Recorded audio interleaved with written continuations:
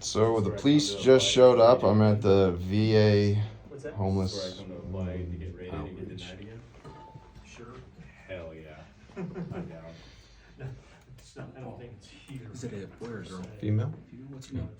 Her name's Aloisa, but she goes by Allie or Wheezy. Allie? I like that. Aloisa is a German name. Is it So what? a German name. Oh, okay. So it's sort of hard to pronounce. And then Yeah. my service animal prior to that was Walter, and prior to that was Gunda. I do better with females, so she's the first one that I picked up. You know, she's the first one that I trained right off the gate. I popped off her mom's tit, put a whipped cream can in her mouth, right? Yeah. Not only is mine good, it's sweeter, right? So I was her mom right off the bat, and she'd never been out. She didn't know how to act. So this world is just new to her, like taking a 2-year-old out for the first time, who's able to understand it, right? So I get very aggressive when people aggress my dog, Oh, right? absolutely. Well, dude, I almost fucking killed a dude over at Pizza Plus in Sparks, right? I called the fucking 911. I said, you need to send the police and an ambulance. This guy, he wouldn't back down, and I don't have the ability to, to back down. But I'm very public and I'm loud, right? I'm nonviolent. So what happens is, I've now made a scene. They don't know what to do, and I won't back down.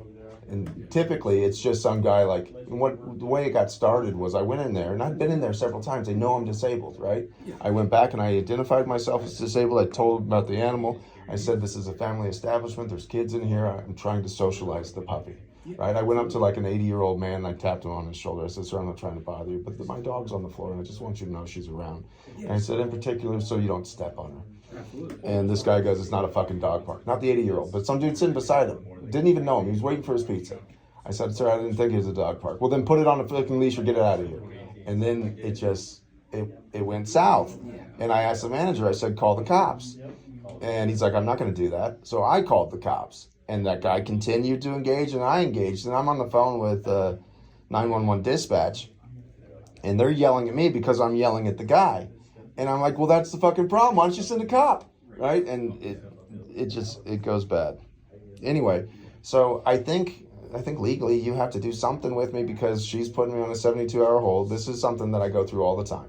So we'll go through the process, do what you legally have to do. And she's going to get a little egg on her face because I'm in this system like 85 fucking times. How much resource do we need to waste? How many officer response is this? And you're RPD? Yes, sir.